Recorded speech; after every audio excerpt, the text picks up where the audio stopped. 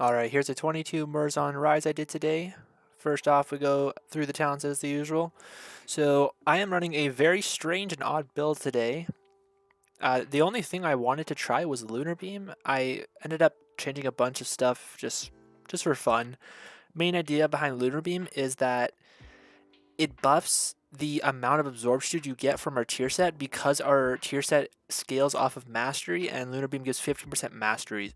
It ended up being pretty useless, to be honest, not needed. The good thing about the content that I'm doing, though, is that I don't have to optimize my build in order to succeed. So I'm just playing whatever I find fun and trying out new things, and I encourage everyone to do that as well. With this build, gonna do a little bit less damage, gonna be swiping more because I can't raise, and I'm not gonna be pressing them all because why the hell would I when I can just press Iron for and be tankier, am I right? I am running Remove Corruption because it is afflicted. Next week will be Incorporeal, so I'll be taking Hibernate. I don't recommend running this. I would just run the standard build that I typically would run in a key, which is this, if you guys care. This build, the thing with bear builds is that this build is tanky enough to do the same content, and it's just going to do infinitely more damage. But figured I'd have some fun in this run, and it ended up pretty solid run. First pull here. This is the only part of the dungeon that I enjoy doing. I really am not a huge fan of this dungeon, but the good thing about this part is it's very versatile. Also, before I continue, it is a little laggy, so I'm gonna close out of some stuff here. Yeah, this pull. The problem with this pull is that it's insanely easy, and using less here, it's just not needed. I mean, the only scary things here that could possibly happen is a corroding volley going off, which will, I think it almost happens here, but I clutch up, I notice it, it's bolstered, I run in there, boom, massive skill badge right there, saved a wipe, maybe, probably not, but as a tank, these vanguards do cast cleave, so you got to be mindful of where your melee are standing. Try to move in a predictable manner, so don't run through the vanguards and immediately turn the frontal because you'll probably hit a DPS. The upfront damage of the cleave isn't that deadly, but multiple stacks of a bleed on a DPS or healer probably just means they're going to die.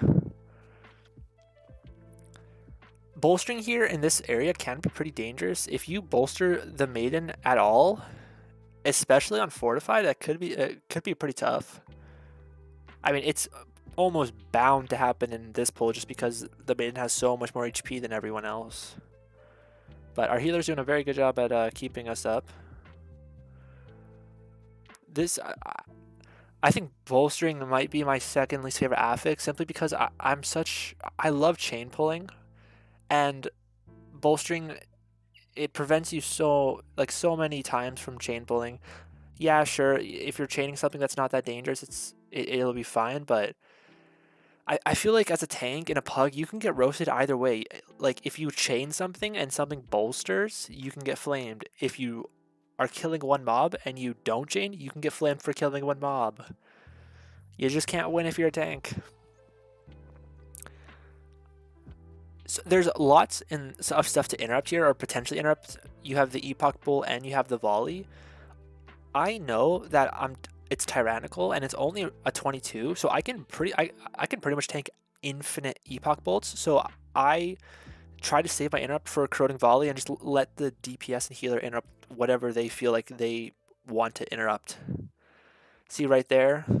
Well, I didn't have interrupt there. I did have interrupt there. I don't know why I incapped roar, but I have been flamed on this Sentinel mob because apparently people think that it's the tank's job to interrupt the snake.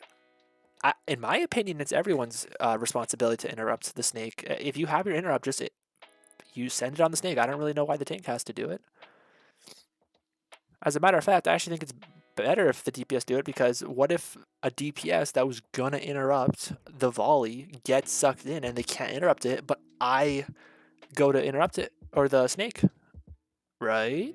Volley goes off, it's GG. So like I said earlier, I'm trying to Rage the Sleeper and Lunar Beam together to get the bigger absorb, but multiple times throughout this key I actually mess it up. I'm not really sure why. It's not that hard to do. I'm not even tracking it. But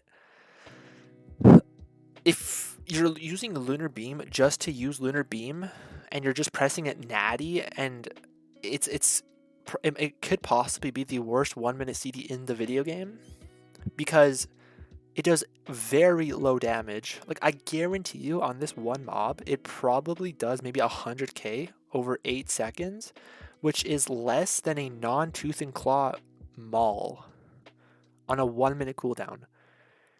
And the healing, I mean, even the healing's very, like, if you're taking a significant amount of damage, the healing is not going to save you. The good part about it is the 15% mastery, but I cannot think of a single scenario other than the tier set where I would want 15% mastery, you know? Like, I would rather put that point anywhere else. So on this boss, it's very important for the DPS and healer to position near or on the outside ring of the arena, because you want to bait those big frontals away from the center. If they go to the center, then you risk them having to run through the middle when they're getting the orb and soak the goo, and it can do a ton of damage if you stand in it for too long. So Unafflicted does go off there. I could have gotten it. I guess I just didn't see it in the moment. Ideally, you want to bait the tank frontal into the goo, existing goo, just to save area. See really good baits from our group right now. Really, really good. Yes, right here. See, I'm trying to bait it into the goo. This group doesn't make it too easy to move the frontal, because they're all so evenly spread around the boss. But they do a good job at recognizing that and moving out of the way. See right there, like, I do a very poor job here. So one thing you can do is, if you see the boss's energy right now, how it's depleted, when it's getting close to being depleted, if you move the boss to the middle, that allows... We let our orb go through, by the way. As you can see, it does quite a bit of damage. But if the boss is in the middle, it allows melee DPS melee DPS to keep uptime on the boss while they're gathering the orb, because you can still damage the boss while the boss is in this phase. He just gets the absorb shield, and most people don't do damage because they're focused on the orbs. But one of the biggest increases in DPS you can have is keeping uptime on the boss.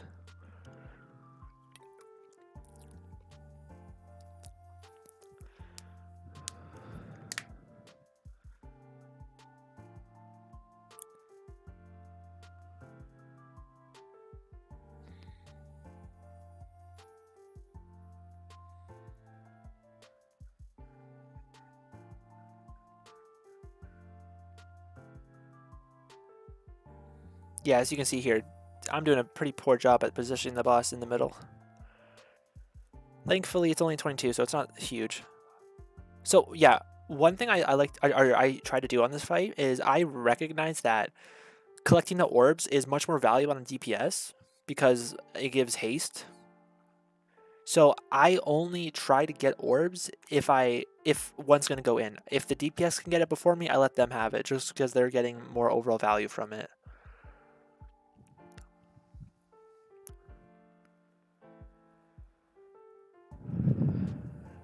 This fight goes super smooth, though. Everyone does a really good job at baiting the frontal. This next pull is really easy as a tank. It can be very dangerous as if you're DPS or healer, though. There are a lot of unavoidable damage.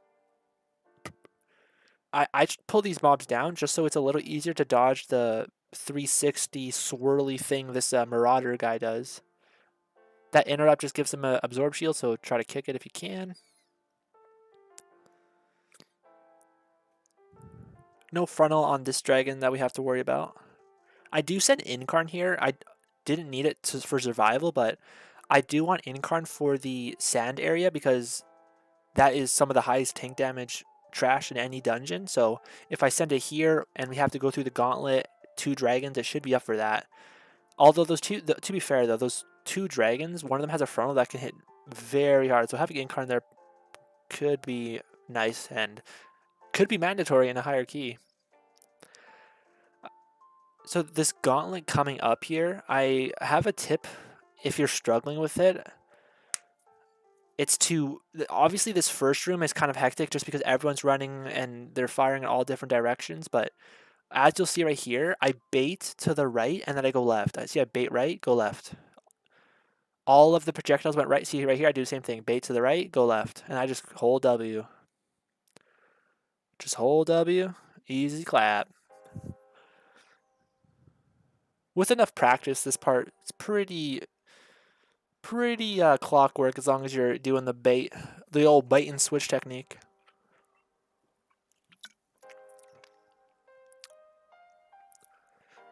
So on this next trash pack, the only scary thing as a tank is the frontal, and in this type of in the content that I'm doing, I don't absolutely need a defensive for the frontals, but in order to, that's the only dangerous thing as a tank. So try to have a defensive up for every single one of those, because it honestly hits insanely hard.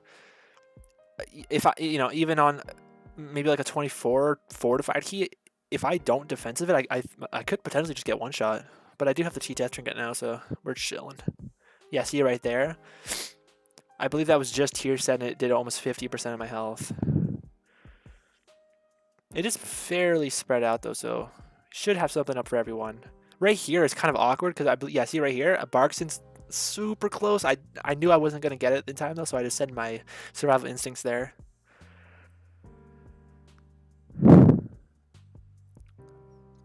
Yeah, so this trash in the sand room is very dangerous. You have there's two dogs, I believe, and both of them cast Bloom, which, I mean, that's just unholy tank damage, but you also have these little guys doing damage. You have the Rift Mage casting doing magic damage on you. This part's tough. As you can see, just one thing I like about this build though is that Frenzied Regen, since we're running 2 points in Reinvigoration, we get 40% CDR on Frenzied Regen. So you are like you can just Frenzied Regen whatever the hell you want because you're pretty much always going to have it up when you need it. Yep, and as we can see, I desynced my Rage of the Sleeper and Lunar Beam, so now I could hold Lunar Beam here, but nah. Realistically, the interaction, it's strong, but I think it's more of a raid thing. In raid, it can be very strong, the extra absorb shield, as long as you can fully absorb your shield, but in Mythic Plus, there's just no reason to stress about it. And I'm going to be honest with you guys, I honestly just really like Lunar Beam. For some reason, it's so fun to press. I love the animation for it. I think it looks kind of cool. It doesn't necessarily feel impactful, but I enjoy it, so I run it.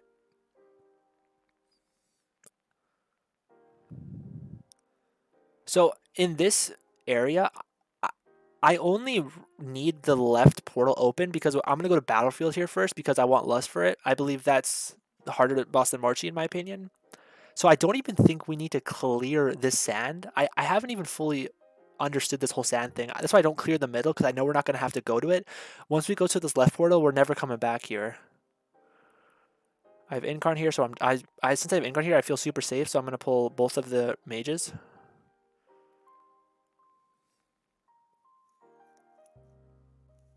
I wish I had the healing done on current and not overall here. I think I do show it because I'm curious because I had a Frenzy Regen a lot here. I am pulling more trash here because I know that potentially if one of the DPS tries to go through the portal, they might aggro one of these mobs and not be able to go through.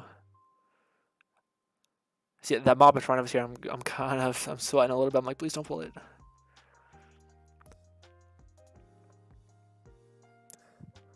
I did get a comment on Battlefield being a pretty cursed to tank, so I'll try to explain my thought process on what I'm doing and what buttons I'm pressing and why I'm pressing them. I do pull this 3-pack right here. This pack is pretty chill as long as we have some interrupts. You can in-cap roar and Typhoon the little ones, but you can't do the big guy, so as you'll see right here, I do in-cap roar to stop the little ones. I can't do much about the big guy though, gotta trust my grip to interrupt it. I Lunar Beam there. doing bonkers damage.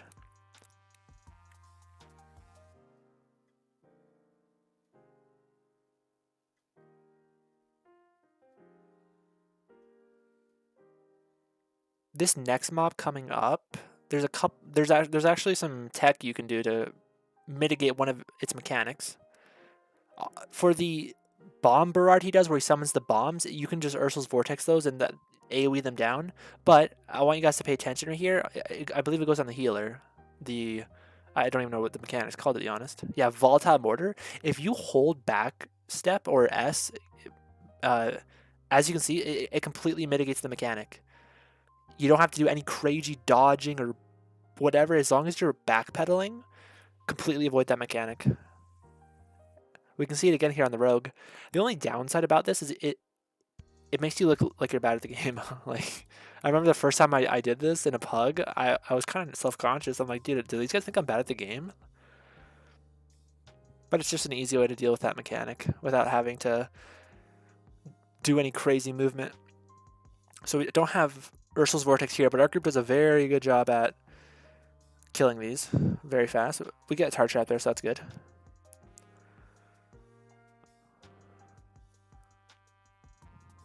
This 3-pack is just, I mean, it's free low. The kicks here are pretty fast, so you just got to be ready for it. Depending on how fast these mobs are dying, I typically will kick one Rallying Shout and then hold my kick for the heal. And just pray my group interrupts Rallying Shout. Because the heal is the real bad cast. Because it heals quite a bit.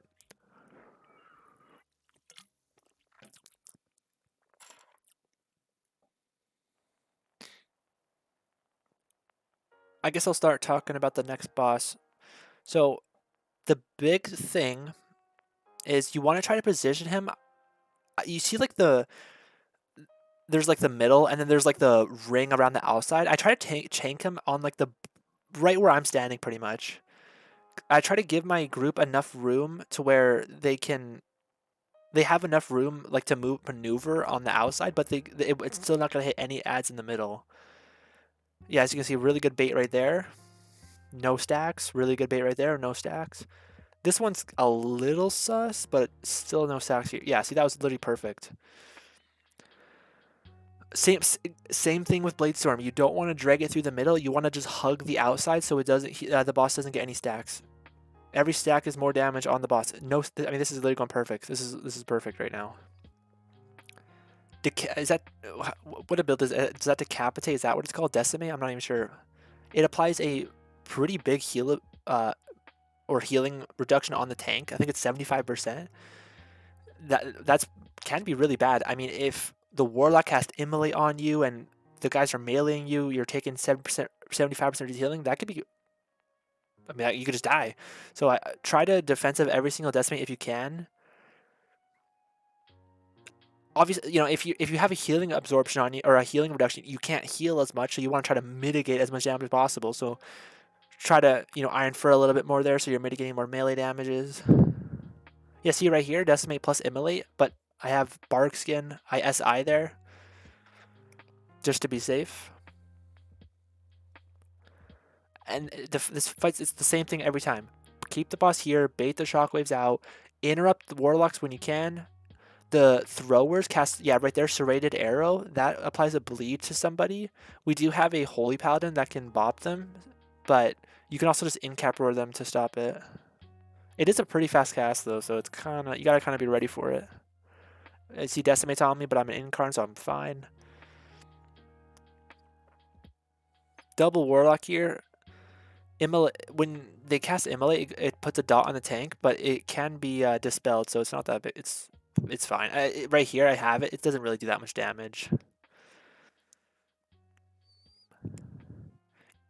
You can hit the boss while he's casting Bladestorm. I think you need the range increased talents, though. Which most people are running. Right here, just kill the boss.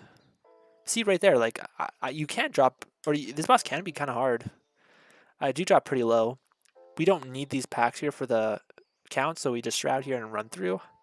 You don't even need Shroud. You can just wait for them to pat and run through, but this just saves a little bit of time.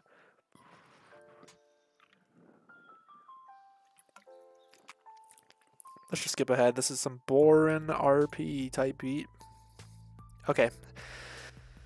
This pull, I actually do end up dying, and it's kind of funny how I die. You'll see in a second here. Well, I don't die. I proc my cheat death, but I do accidentally kick nothing here, so I don't have my interrupt, but I believe our... Let's see who gets it. Yeah, our group is doing a really good job at stopping here. Our rogues have been blinding. Our paladin's been blinding light. I see. I do proc my cheat death there. It's because I stand in swirlies. I'm way too... When I'm an incarn, I'm too relaxed. I don't really pay attention, and you cannot survive that many swirlies. So I do proc my cheat death here, but it doesn't end up being that big of a deal. So Morchi's Tank Buster Sandblast, it's physical damage, so that's good for bear, obviously.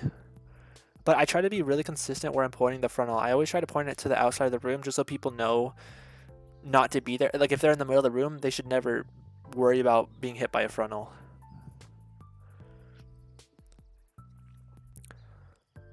So the ad that spawns here, I don't know when my strategy becomes not viable, but I typically just end up tanking my ad. I don't have to clear it, and I don't see the reason why I would clear it if it's not going to kill me. One thing that's kind of cool here that you can do, so as we can see, the rogue's ad spawns, and I Typhoon it into the thing for him, so he doesn't have to kite it. Ursul's Vortex literally, I try to kite it a little bit, but my Ursul's Vortex goes to Narnia. But as you can see, like the ad's not really doing too much.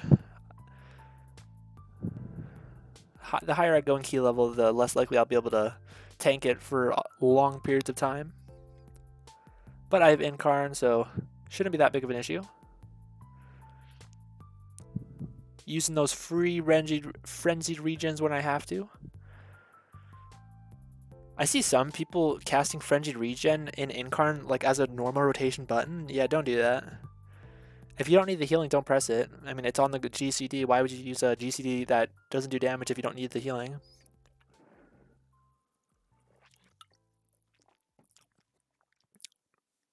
I make a mistake right here. So watch this.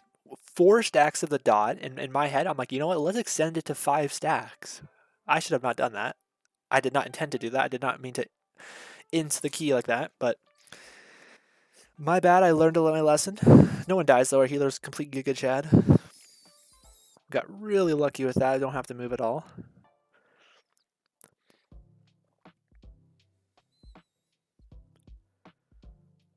It's really nice having a healer that can do a lot of healing.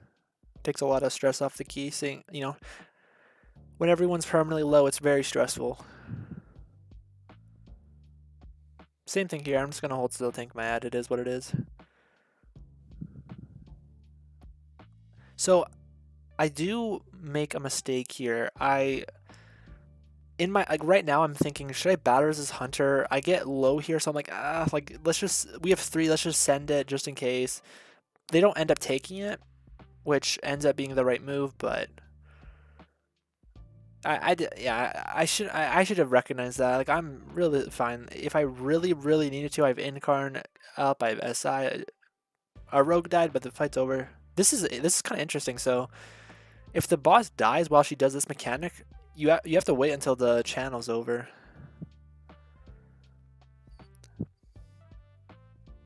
Not a bad fight though. We can just skip this because it's super fun walking.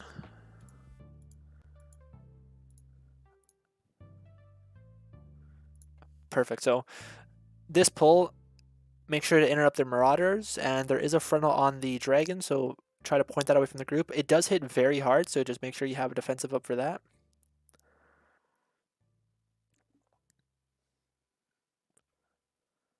Yeah, so here defensive rather.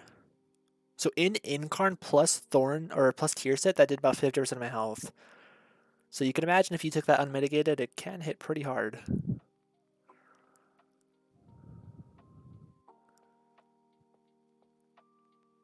I love when Afflicted goes off. So right there, I pre-frenzied regen because I knew I was going to get hit really hard.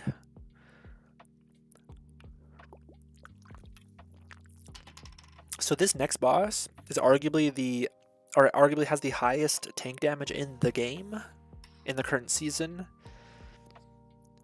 Typically, I will just send my CDs when I get them because of damage, but on this particular fight, I try to hold something for every single tank frontal and when there's ads up, because if you're tanking the boss and the ads aren't dying, it can be very hard to live as a tank. Or as a bear, it's so much magic damage.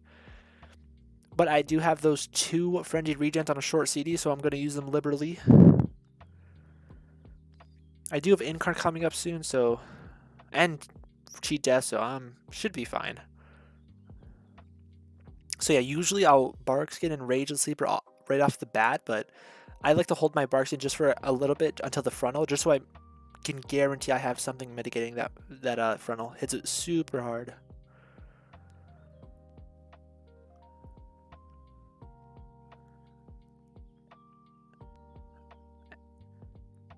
There's also a lot of stuff for the healer to heal in this fight.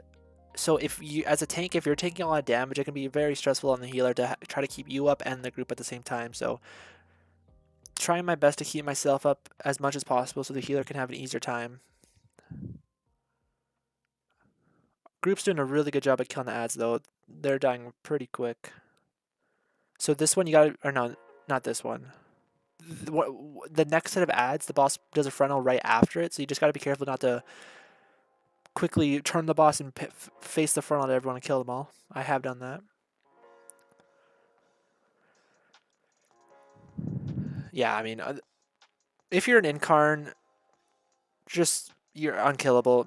Right here, by the way, is the frontal. So right now, I want to chase the ads, but I'm aware of the frontal, so I'm just gonna chill for a second, and then go.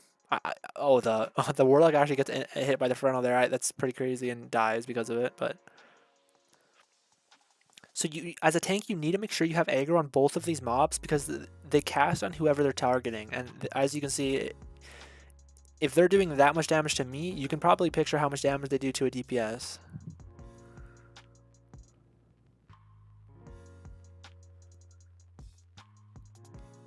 So once the ads die, you want to try to stack and then move as a unit because you're all going to drop stuff on the ground. As you can see, I want to move forward, but I notice there are hunters in front of us, so I move up a little bit, and then yeah, right here, all of us are moving as a group, except the Warlock, but this is good enough. There's going to be a frontal very soon, right after that, so you want to position for that. If you're in a position like right there where there's DPS and healer in the frontal, just hold still, let them move out. If you try to move as a tank, you might get a scenario where you both move left or right and they die because of it. So just hold still, let them move. Our Warlock dies again, but we're lots of battle reses, so send it on them. Pretty risky as a tank to battle res on this fight just because of the frontal, so I let our healer do it. See, I'm trying to stack with everyone, so really you just don't want to get ahead of the group because that's how you cut someone off and potentially get someone killed. Yeah, but that's pretty much the fight. At this point, it's just, can the healer heal every orb drop thing or whatever? And this infinite corruption, can the healer heal this one? And can the tank survive the frontal? That's pretty much it.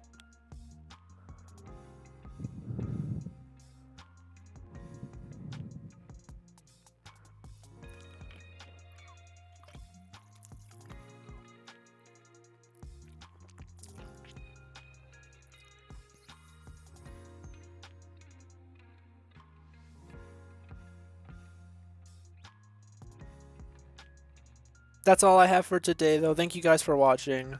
22 Murozond's Rise. Least favorite key of the season. I hope we don't get in Season 4. It can be a very challenging key on the tank. I want to say it's the highest incoming tank damage key of the season. Well, I keep saying tank damage of the season, but I meant specifically for bear, just because there's so much magic damage in it. But yeah, that's all I have. Thank you guys for watching. like and subscribe if you want more content, and I will see you guys in the next one.